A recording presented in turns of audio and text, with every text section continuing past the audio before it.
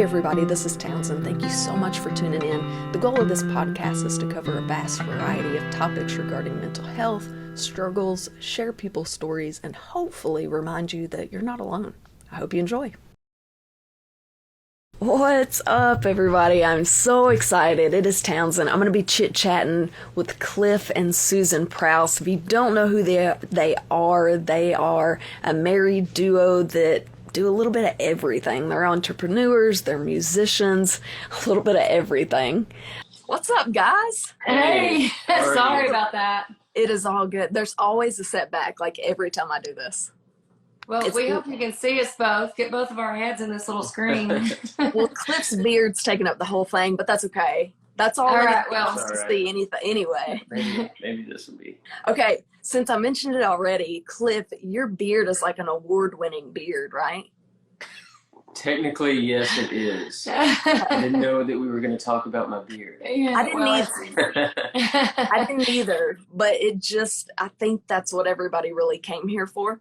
Yeah. Okay, yeah. I mean, I will say it's not looking like an award-winning beard right now. We just got through doing yard work, and he's been working. We're in the studio right now, and he's been working on the studio. And so we were like, we got to fix ourselves. It's a holiday, but we're so glad to be here. Yeah, he won the third most talented beard. He got third place in the most talented beard in America contest. Hey there. Thank you so much for tuning in to You're Not Alone with Townsend. If you're enjoying these live streams and podcasts and want to see them continue, head over to patreon.com/TownsendTmusic. Your support means that the research and time and effort that goes into each one of these episodes can continue, and we can reach out to more guests and do more awesome things in 2022. All right, back to the conversation. So who are Clif and Susan Prowse? Like, how did you guys begin? How long have you? So you guys are a married couple. Some people may not know that. You started this duo of music. So tell us kind of how you guys got started as a duo. Well, our short bio would be, we're a married music duo, internationally traveling. We cover music all from oldies, blues, country, rock. He plays fiddle and guitar and sings. Our dog wants to say hello. This is Charlie. We have 3 dogs. He came in to tell him about it himself. We have 3 little puppy dogs. We live on a little farm here in Arkansas, just south of Little Rock. And that's the short of it. Which prior to COVID, we were traveling internationally. And then met in 2016. Right. I've been doing piano bars for 17 years and discovered that unique niche in the music industry in 2003, and then that's taken me out of the state and international, and then I came back, and then we met on the stage here in Arkansas in 2016. We started working together as a duo, and we got married, eloped in Vegas in 2017, and we perform, and we pretty much do everything together all the time, and I think it takes a certain personality, yin and yang, to be able to spend this much time together and not, kill each other. So yeah, you guys are literally together 24/7. Like, y'all do music together. You have several projects, but they're all together. You do events together. Like you said earlier, you've got that studio. You've got a farm now, kind of outliving the farm life. So good luck to you. I don't know how you do it. Well, we live on a farm, but I have to give a shout out to our family. Our family has spent many, many years building this beautiful piece of land. So we have a small little portion of that we live on. And we built our studio right outside the door of our house, but we get to stare into this beautiful piece of property, horses, and we even went and got eggs from the chickens like 3 hours ago. So enough to make quiche. So, I mean, it's really a blessing to be next to family, and which is really why I came back to Arkansas, was because I'm such a homebody and family person. And if I didn't have family in Arkansas, I'd tell people I'd live in Vegas, because I love Vegas and I love the desert. But okay, there you go. I didn't realize you guys were kind of newlyweds. Yeah, 4 years. Yes, yeah, 4 years. Yeah, you could say. Yeah. I always tell everybody that because we spend 24/7 together all the time, it's like we've been married. Yeah, we probably have spent more time with each other than the average couple. We're going on does 12 years. In like 12 years, yeah. I think I would agree with that. Yeah. Absolutely. Well, that's fantastic. Okay, so we're gonna dive in. So I really wanted to reach out to you guys. You guys are rocking and rolling. I honestly feel like the pandemic did a lot of good for you all, which I want to hear your side of that as well. But from an outsider looking in, I know, Susan, you were constantly like grinding your gears and going hardcore. I feel like you never stop, which is amazing. And I've told you before, like, I am in awe of all that you get done and all that you do. And so I wanted to reach out to you guys in particularly to kind of help share the life of a musician during a pandemic, because I know I can relate as well, but I know you guys have kind of thrived, but that's all that we see on the surface. So I kind of want to dive a little bit deeper for people. Yeah. So on the surface, you see us work hard, and I would say that's pretty true. We work hard a lot. We work constant. And I say, we were building our Clif and Susan brand prior to COVID. I say brand, but our duo, our music, we were releasing music. We had in the back of our minds that we wanted to slow down and maybe start a family at some point in time. But, this was before COVID even was a thing, and we were planning to stay on the road, and we would travel like about 4 to 6 months. We would be gone out of the year, international, Amsterdam, Norway, the Caribbean, some in California. We had a continued partnership with Oakland Casino, and we were performing there during race season in Hot Springs. So we were doing our music, and I'm a bit of a workaholic, and I have to remind myself to slow down. So what happened was COVID taught me to slow down, but then I figured out how to get busy in a new way. And I will say, under the surface, it was one of those. You were depending on, as musicians, you depend on that revenue, and you plan out. Even though we were planned out, we had years signed 2 years in advance. Everything just fell out. I mean, we didn't have anything. Our income was like, I was going and canceling subscriptions. Like, I was like, I've got to save every dime. What are we gonna do?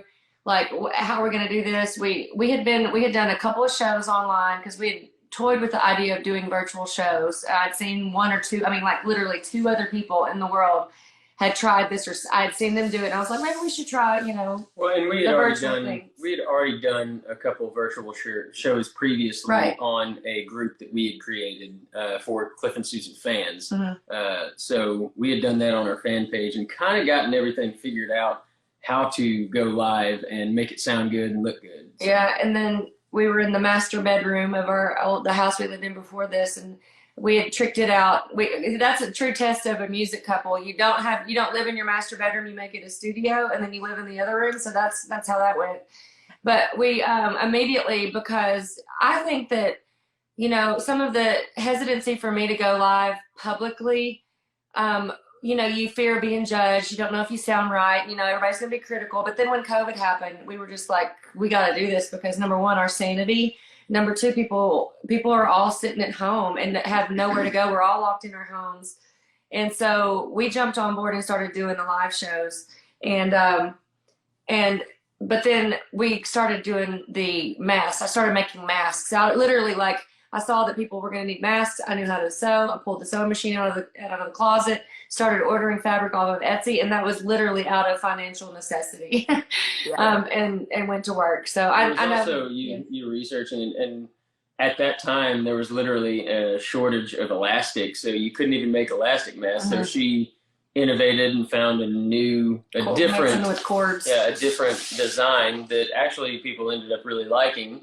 Especially for long use wear, so nurses and people that worked in those kind of fields that needed to wear them for a really long time, it worked out really well for them. So I think that answers your question. I mean, a lot of it was, yes, we wanted to stay busy and be creative, but that was like literally out of survival mode on what we had to accomplish during COVID. And then I think on the silver lining side of things that we did have to pause and reflect and say, I think everybody in the world did this. We had to say, what's important?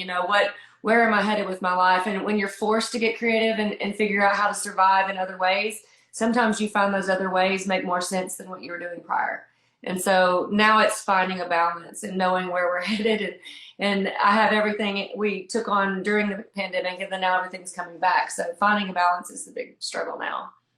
Oh, absolutely. That was one thing. I think my biggest thing with COVID was kind of like you. I've been named a workaholic. I don't know why, but so COVID kind of stopped me in my tracks, and it was overwhelming. Like that feeling of I can't do anything. And like I said, my calendar went from booked for a year out to nothing. It's like cancel, cancel, cancel, cancel. And so I feel like that's a feeling a lot of people didn't get to experience, although some people lost their jobs and time, you know, they weren't able to work as much, but to see your future just like fall away and to realize like, okay, this is going to stay. Because it started out like one show canceled, and then a show a week out got canceled, and then it started happening like months in a row. And I was just, it was almost a panicked feeling. And then what do you do next? Right. Well, I have to say we have such amazing supporters, from our family to our friends to our fan base to, I mean, literally it took a village to help us. And then of course it wasn't just about us. We started that Artists Against COVID thing to help. And then we started trying to tell everybody else how to stream live and how to sound good and how to figure it out and how to monetize and all of these things that, and that's just in my DNA is always, I think my motto, I came up with it was learn, grow, share, repeat. Like that's my motto. Just keep doing that. And then share how you do it and then repeat. Keep learning, keep growing, share that, share the love, and then repeat that over and over again. So in that same vein during COVID, it was like, how do we help everybody else? I think we did we reached out to all the partnerships and like the Little Rock partnership, and we did some online we partnered with other nonprofits to help them raise money. We raised some money on like a gospel hour on a Sunday for a nonprofit that was Christian based. And so it was just, I think the beauty of it looking back is that the bonds that we formed during that is just a beautiful thing. And now just as we're sitting here today having a conversation, and whoever's listening probably was part of or got to see something that we all did together as a result of COVID. I've heard of artists going into the studio making amazing albums, you know, during COVID. There's some people went to work and got online. Some people went to the studio. And I think that either way, we all had some creative outlet that we had to find during COVID. Yeah, absolutely. Do you feel like with everything coming to a halting stop, everybody canceling your gigs, everything falling apart, do you feel like that affected your mental health? Do you feel like you dealt with doubts or insecurities? I know we already talked about that financial standpoint. It kind of came to a halting stop, but mentally, did either of you guys experience or suffer or struggle with like depression or anxiety or anything like that? Yeah, for sure. Yeah, no, totally. I think that if anybody gets to know me beyond just, oh, she works a lot, there's a reason I work a lot. It's because I'm running from the devil. If I stop, I'll let my demons catch up to me. So I work a lot, and it's like, and I do have anxiety and depression runs in my family. So I have to stay on top of my mental health. And I will say that I quickly figured out how to stay busy. And once I realized that we could survive financially, the anxiety and that horrible anxious feeling of not knowing what you're going to do to survive, that once that was kind of settled, it was just the new normal of like eating too much and not taking care of myself because I wasn't as active, and I gained weight and I didn't feel good about myself, and I'm still trying to get that weight off. You know, I think a lot of us are in that boat, and yeah, totally. I think, you know, it's easy to look at somebody and look at everybody's social media and think, oh, everything's great. Well, not really, not all the time, but you don't really always show that. So sometimes I try to be transparent and say we're all in this, you know, and I don't know if that answers your question, but yeah, for sure. Well, and a lot of that is actually kind of good, you know, when she was talking about, you know, it's not always rainbows and butterflies when you look on social media, but it's kind of that whole put on a happy face and get happy. You know, I mean, it's the same when we're in a show. If it's been really stressful and if it's just not been a great day, as soon as we get back on stage and force ourselves to have a good time, we do end up having a good time. Yeah, always. We always come out in a better mental state. Yeah. I see Austin on here. Austin was at the Strawberry Festival. We love you too, Austin. Hey, good to have you on here. Yeah. Somebody asked, and then we'll get back, have any of the happenings like with COVID and everything specifically inspired any songwriting for you guys? Clif has been more in the studio writing than I've ever, I mean, of course, we've only known each other 5 years, but of the 5 years that I've known him, he's written more songs in the last, I'd say, 12 months than you did. I don't know if I would say that it was specifically COVID inspired, but I think the actual pause that it gave us was it just allowed me to have that time to write a lot more and not be so busy in my mind with other things. So that's definitely, it's been an inspirational time to be more creative. And he joined the Gravel Yard. I say Gravel Yard's on here. Gravel Yard Bluegrass Band. And so they've been really creative and in the studio and writing and recording, and definitely maybe not inspired by COVID to where we wrote a song about COVID, but definitely this change in our life has inspired creativity in a lot of ways. Absolutely. So you kind of talked about staying busy, you know, idle hands are the devil's advocate for sure for some people, but what are some other ways y'all coped with everything through that season? Our dogs. Yeah. Puppy dogs. I got this little guy, so let me pick him up and I'll show you. Here's Booker. All right, so once again, that was Charlie. This was Booker. He's the OG. He was the original. And now Booker traveled the world with us, and he would go and don't even ask me how we got into the island. This little homeless looking dog is Gibson, or we call him Gibby. But so we wanted another dog, and we're like, well, we're going to be home for a while. So then we got Charlie, this poodle, which is Charlie Daniels. This is Charlie. Yes, Charlie Daniels. Once again, there's Charlie Daniels. So we got Charlie, and so because Booker needed a brother, right? Because all dogs, we didn't like him having such anxiety when we were gone. But of course we were home a lot. But anyway, we had Charlie, and then this lady needed. So this little Maltese is a rescue, and he's Mama's boy, and he's very sweet. So we have 3 little dogs. So I say animal therapy. What else did we do to cope? I mean, music, creativity. I mean, we literally we made over 2,000 masks. I don't know how I did that, how we did that. He helped me. We were headed to the post office every day. I don't know that we had much time to slow down. Well, and back to the whole beard thing. Oh yeah. That wall grooming beard contest definitely kept us busy for about a month or so. Just trying to create content and pushing that out there, and and they were even with us through Christmas. So they would they sent us all Christmas gifts, and wow. So that was a really cool time and kept us entertained and busy. I will say another thing that happened unexpectedly was Willie D's, the dueling piano club, the WillieD'sPianoBar.com. If you go there, you can see the website I built for the club. And that was the original club I started at in 2003 and discovered the piano bar concept. And they had a position open, a salaried position in the middle of COVID. And I think that was a God thing, because that was another reason I was able to survive. So I was able to start doing marketing and utilize all the marketing skills that I've figured out over all these years for how to market myself as an artist and musician. But I'm a geek when it comes to marketing and online, figuring out the latest platform and how to sell a brand across all of the multi-platform and build a good website and, sell merch and e-commerce, all of it. And so I utilized that to not only be the entertainment director, but the marketing director for Willie D's. And that was another thing that really helped us out. And I forget why I brought that up, but that was something that we were keeping you busy and staying busy. Hey, by the way, I just wanted to address, Austin says he has the same guitar as me. I have about 15 guitars, so you'll have to let me know which one you're talking about. Hang on, I want to show you. There's some of them. 6 of them. Those are just some electrics. I don't have. There's still some in the house. I have a bunch of acoustics. I've got a dobro and a bass and a banjo. I have a dog problem, and he has a guitar problem. 6 fiddles.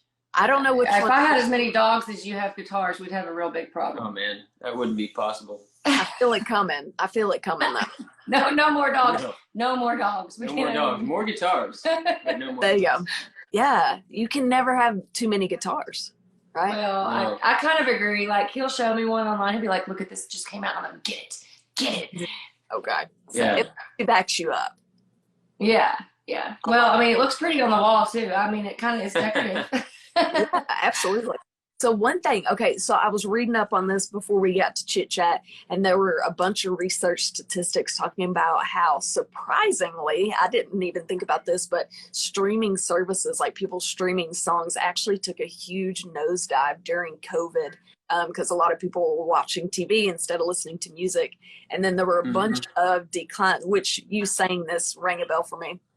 A bunch of people canceled their subscriptions because they were trying to save $1 here and there. And so Spotify, all those ways that we were making a penny here and there, people canceled, stopped streaming. So not only were we not playing live, people weren't streaming us very much. People were canceling their subscriptions where they could find us and all these things.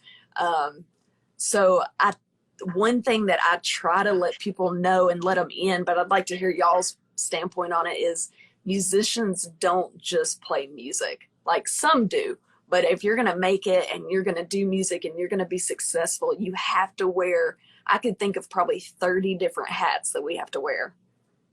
Totally. Yeah. I think when you're first starting out, you're probably doing, you could be waiting tables or working a desk job somewhere. You could be doing a lot of different things in healthcare and, balancing your revenue flow to chase your dream. And then at some point, most likely the touring revenue is where you'd make enough money, like doing shows, that you might be able to quit your day job. And then at that point, you've got to stay relevant and put on a really good show and build your venue relationship so that you have a good stream of income coming from doing shows. But then you've got to market yourself. And if you're going to release music, then you have to have the artwork and the website, and you have to stay active on social media, and you have to learn how to be a marketing guru and sell. You are the product that you sell. So then you got to figure that out. And if you're smart, you go and take courses and you watch YouTube tutorials and you do all these things. So, I mean, the music is half, business is half. And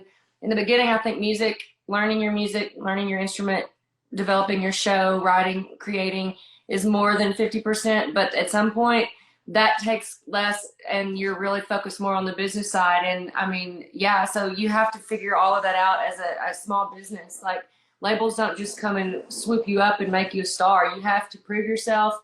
And once you've proven yourself and become a legitimate small business and you're lucrative and you're making money, you're profitable, and you built your fan base, why would you need a label at that point? Maybe some people do, and I'm not people in the label, but I'm saying it's just a different playing field now. So streaming services, like if we were talking about 20 years ago when you could walk in and buy a CD of 20 songs because that one song you loved was on it, and then all of those artists and writers and the labels would make money off of that $20 something CD that you bought. Now you stream that song that you love on Spotify, and they make literally like 0.0009 tenths or something of a penny for that one stream. So what that does for the artist is that, and the label really, is that the money comes from touring now. You have to touring and merchandise, selling e-commerce, learning how to make a product on the side so that you can sell something that is going to pay your bills and not just have people stream your music, which that's not where your money's coming from now. So twofold on that is that it flipped the music industry on its head, because now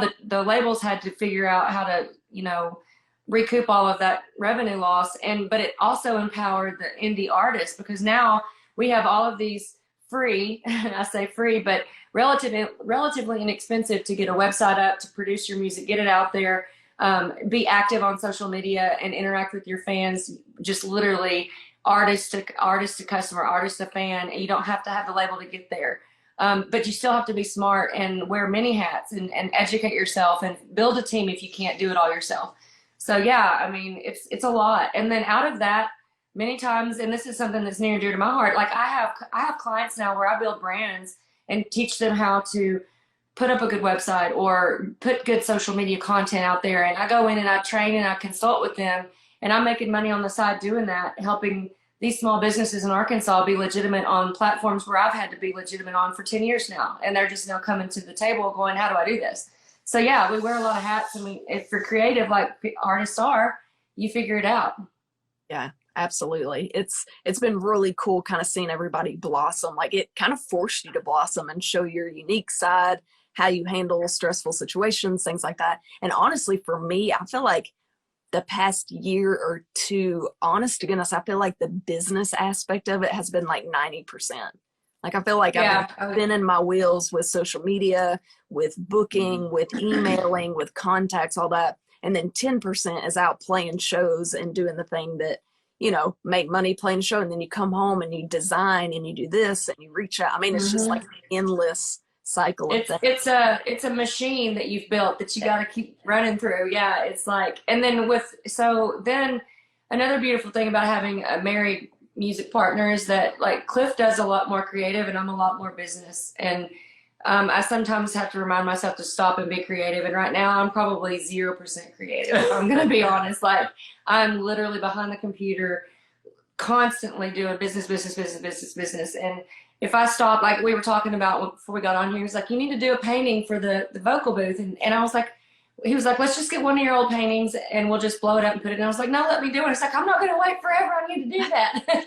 Because he knows me and it'll take me a minute to get into that mode to do something creative. So it is nice having a partner to help, you know, let him go be creative. I've probably been 60 to 70% construction manager and the other 30%. Luckily, he's not hurt his hands, shot a nail through his hand. Somehow, I have not hurt myself.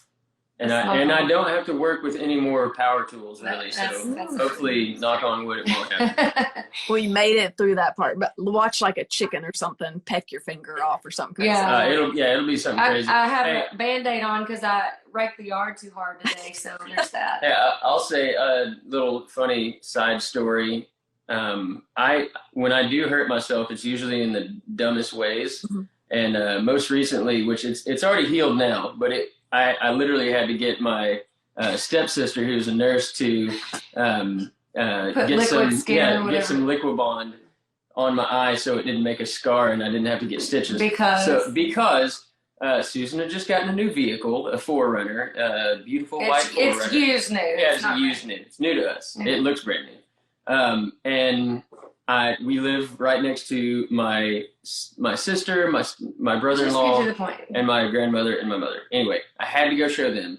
So I went to my grandmother's house to show her, and I was showing her all the cool stuff, and I was over on the passenger side of the car showing her some of the stuff over there, and a bug just like flew by my ear like it was a huge zzz, and I like immediately reacted, and I slammed my eye bone into the frame of the door and gashed my head open. So I literally thought I gave myself a concussion.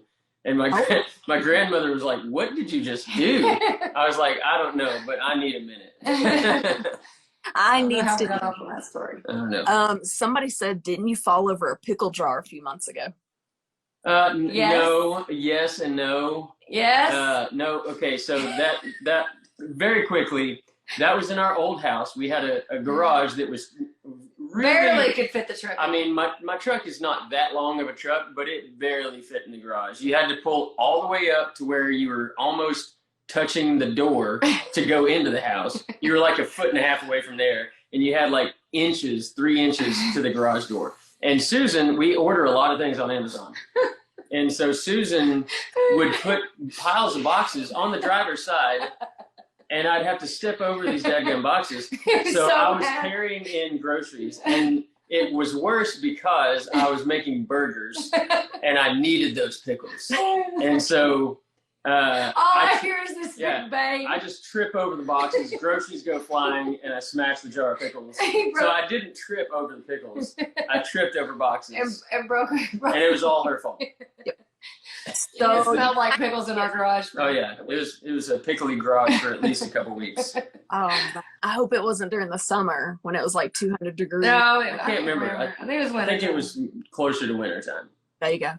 One thing that was kind of cool, some social media apps, I guess you could call them, tried to help musicians out and tried to help a little bit. They all added like a tipping feature. Yeah. And so Facebook and Twitch and all these things, you could get on there and you could tip virtually, I guess you would call it, so that people would have a virtual tip jar. So that was kind of cool. It was different. We had to learn how to do it and how to work the virtual streaming, because I know I watched a lot of friends do live streams, and me as well. You had to figure it out. It's a lot harder than you would think. The sound always went wrong. The Wi-Fi would go out. The connection would be terrible. I've seen people get on there, do a whole concert, and nobody heard anything. I don't know. Yeah. Learning all of that was a huge adjustment for musicians. When also in Facebook, we thought for a second there they were talking about, doing away with any cover music. Yeah. So I was like, well, all right, there goes 90% of our show, because we are we take requests. That's what we're known for doing. So that was a challenge, but they luckily didn't do that. Well, a lot of the streaming platforms had to figure out how to pay their copyright fees, licensing to allow for their users to stream, and so that's another can of worms I really don't want to open. But yeah, we were concerned about that. But I will say on the tipping side of things, yes, it was really cool to see a lot of different innovative ways to have your virtual tip jar. And one of the things that we did was we bought the domain pickadiddy.com, Pickadiddy, pickadiddy.com. And if you go there, we had it to where you can see our song list. You can hit a button that says text us, and the texting would come through to our phone during the show. And it's a vanity text number. It's not an actual phone number to call, but and we had an app that we both can see what comes through. We can interact back and forth. So you could text us for free, or you could send, you could hit Venmo, Cash App, or PayPal, and you could request any of those ways. So that was how we would monetize if they wanted to leave a tip with the request. And then I think there was one more thing. But anyway, all of these platforms kind of evolved over COVID out of necessity, and they saw I'm sure just inundated with all kinds of course, Facebook stars. The stars. I think people are still trying to figure out how to work that, but I don't think we necessarily know how to receive them. Yeah, I think yet. we have $100 in stars maybe by now. Yeah. We don't know how to get them. I think our last show we had like 2,400 stars, and we're like, what does that mean? But yeah, no, it was really cool to watch the virtual tip jar thing happen. Yeah, that's awesome. Okay, so obviously we try to harp on this all the time, telling people to support local and how important it is. But again, kind of like this whole conversation, I feel like people don't understand because they aren't a musician themselves. Like, you'll explain the process of something, and people that don't do music are like, oh, I didn't know that was important, or, oh, I didn't know streaming your song really didn't do that much. So to you guys, how important is it for people to support local, and what does that actually mean? I think supporting local is choosing to, when you see someone who is, sharing something online that they've created and, they're local, sometimes the easiest way to support is ways that are free. And it's like, yes, streaming music helps, but sharing a live stream that's going on, or sharing like right now, if we could hit the share button and share it over right now. I don't know if that's possible on Instagram for the people who are watching today, but just supporting, commenting, and interacting with us when we're trying to engaging on social media helps more people see those posts. Coming to shows and paying the cover charge, because that many times goes to the band, and showing up and supporting, buying our stuff. Like a lot of us get innovative around Christmas time, or have t-shirts and all of that. Yeah, merch is where so many artists make actually their money, especially when they're touring. Merch and any physical copies of CDs, vinyls, whatever they're selling, definitely support in that way, because that helps a lot more than a stream on Spotify. And but I would say more just getting the word out too, because I mean, a one-time tip jar thing is great, but if you can help support us to share our music and share that out, is probably the number one thing I think you could do, and that's free many times. So, well, and like she said, I mean, I think more than anything is the fans that just come to the shows to support, because I mean, they see us, they know our show, and they talk about it, and when they talk about it, people want to book private shows. Private shows are amazing for artists, and so that word of mouth probably helps more than anything. Yeah, absolutely. Yeah, I would agree. So some people, they come to one show, they tip you a couple of bucks, and they feel like, you know what, I did good. And you have to remind people, like, It is good. It feels good, but consistency, sharing our name, like you said, coming to multiple shows. Even a lot of people have done a Patreon, which is huge. So we are wrapping up. One, I want to say thank you so much to you guys for hopping on. Thank you for having us. Too. Yes. Y'all are so busy going and doing and just like grinding as hard as you can. I'm stoked that you guys took time out for me. So thank you. Well, anytime, you know that. And we want to get you over here to the studio to jam out.